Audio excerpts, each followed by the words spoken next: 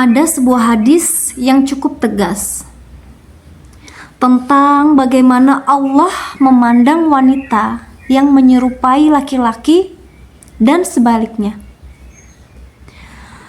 Tapi, pernahkah kita merenung? Kenapa hal itu dilarang? Apakah ini soal gaya saja atau sesuatu yang lebih dalam soal jati diri? Well, Assalamualaikum warahmatullahi wabarakatuh, Sobat Literasi semuanya. Kembali lagi, aku bakal mereview buku berjudul Muslimah dalam Dekapan Sunnah. Hari ini kita sampai di bab yang mengingatkan kita untuk pulang ke fitrah, tentang bagaimana menghargai setiap lekuk kepribadian lembut tanpa harus merasa perlu terlihat maskulin untuk diakui dunia. So, kita simak ya pembahasan buku ini karya Syekh Dr. Adil Hasan Yusuf Al-Hamad. Kita melanjutkan ke bab hadis jangan menyerupai laki-laki. Buat kamu yang baru ketemu channel ini, kamu bisa juga nonton video-video sebelumnya ya. Aku sudah membahas beberapa hadis dan juga buku-buku umum lainnya tentang psikologi, tentang finansial dan lain-lain. Ini adalah channel untuk kita bertumbuh bersama, belajar bersama.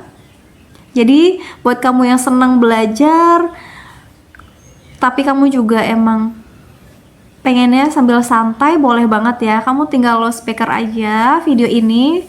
Kamu bisa sambil melakukan aktivitas apapun, tapi kita bisa sambil menambah wawasan kita. Kamu tinggal dengerin aja pembahasan apa sih yang ada di buku ini. So, aku bakal bacain hadis dari hadis riwayat Al-Bukhari dan Abu Daud. Ibnu Abbas radhiyallahu anhu menuturkan bahwa Rasulullah Shallallahu Alaihi Wasallam melaknat laki-laki yang menyerupai kaum wanita dan kaum wanita yang menyerupai laki-laki.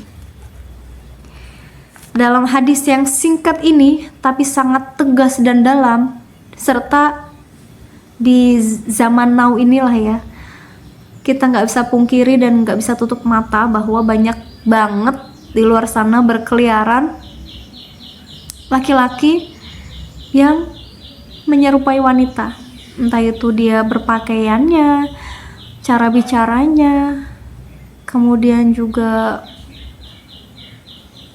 segala hal-hal yang biasa wanita, atribut wanita pakai.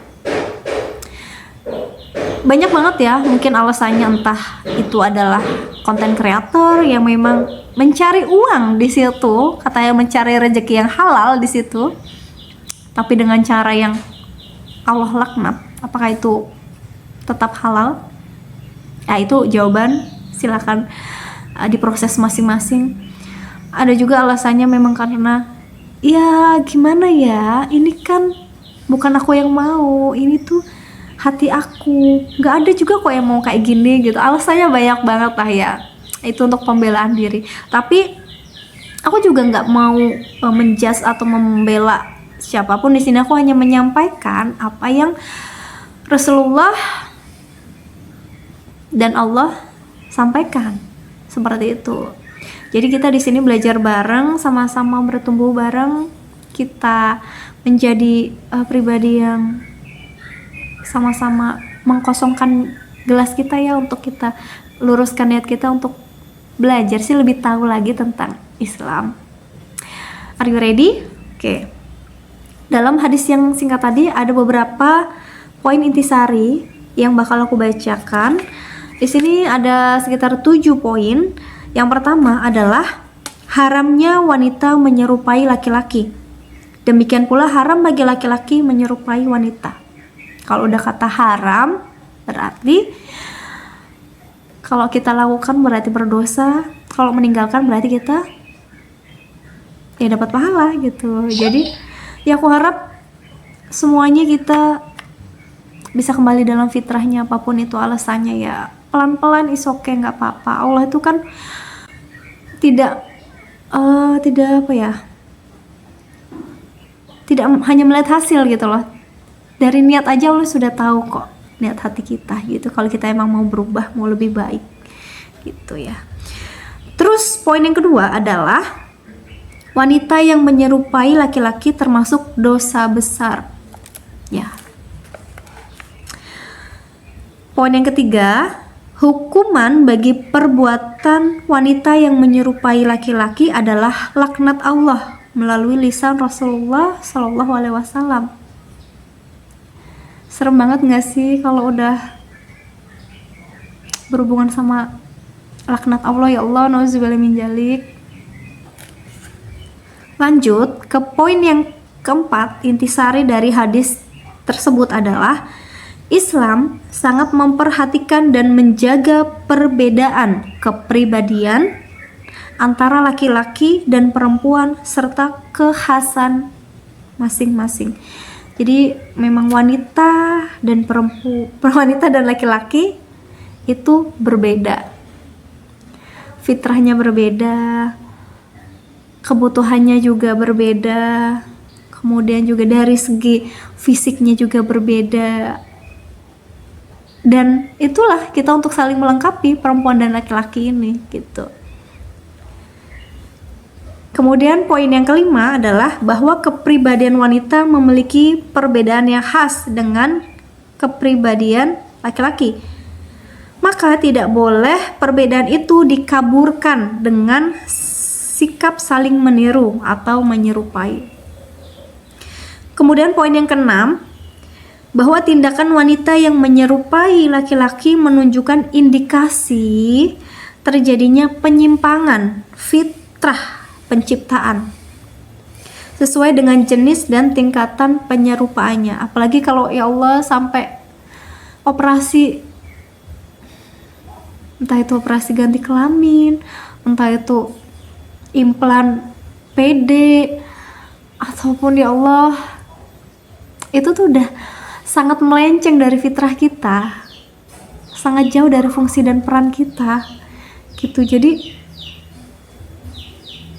ya pasti kalau nggak sesuai akibatnya itu fatal, buruk bagi kita, baik itu secara di dunia maupun di akhirat nanti gitu. Karena dari biologisnya, fungsinya, perannya, anggota tubuh kita, anatomi tubuh kita tuh sudah berbeda-beda, masing-masing itu sudah ada kadarnya, sudah ada tujuannya, manfaatnya sudah ada masing-masing gitu. Jadi kalau sampai dirubah gitu ya laknat Allah yang tadi dibilang di poin ke-2 ya. Jadi jangan sampai kita nauzubillah min zalik sampai merubah fitrah kita sampai segitunya gitu ya. Oke teman-teman. Oke, lanjut kita ke poin yang ke-7. Di antara rambu-rambu berhias bagi kaum wanita, pakaian dan gerakannya adalah hendaknya tidak menyerupai baik hiasan, pakaian, dan gerakan laki-laki. Jadi kita pun memang ada sih yang mungkin agak tomboy, mungkin dia hormon laki-lakinya lebih banyak daripada hormon perempuannya gitu. Nah, itu kan kita nggak bisa rubah. Yang penting gimana cara kita mengendalikan itu.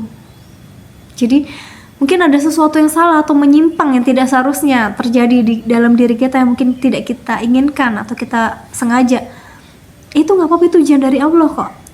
Itu ujian dari Allah yang pahalanya sangat luar biasa gitu loh. Kalau kita bisa tetap tunduk dan taat pada aturan Allah dan fitrah kita gitu. Jadi pun kalau misalnya ada yang dia merasa suka dengan sesama jenis gitu, yang bisa dia lakukan apa?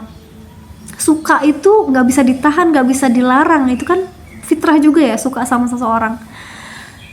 Dan Allah tidak menghukum itu. Yang Allah lihat adalah bagaimana reaksi kita, respon kita, apa sikap kita. Kita suka, lalu apakah kita menyatakannya, apakah kita melampiaskannya, atau apakah kita justru memendamnya, menjaganya, menahannya dengan sekuat tenaga, itu yang Allah lihat gitu ya. Jadi kalau sesuatu itu terjadi di luar kontrol kita, ya udah, itu udah karunia dari Allah, ujian dari Allah yang memang sudah disiapkan untuk kita gitu. Semangat buat kita semua. Aduh, aku pokoknya kalau ngebahas buku-buku tentang Islami itu juga aku refleksi diri juga ya. Jadi kayak mau menyampaikan isi buku ini pun berat ada, tapi memang harus disampaikan kan, dan kita harus belajar bareng gitu. Jadi kayak wah, Masya Allah gitu. Kita belajar bareng ya, oke. Terima kasih ya buat kamu semua yang udah nonton sampai detik ini. Mohon maaf kalau aku ada banyak salah kata atau sikap. Intinya kita belajar bareng, kita bertumbuh bareng. Oke, see you on the next video. Wassalamualaikum warahmatullahi wabarakatuh.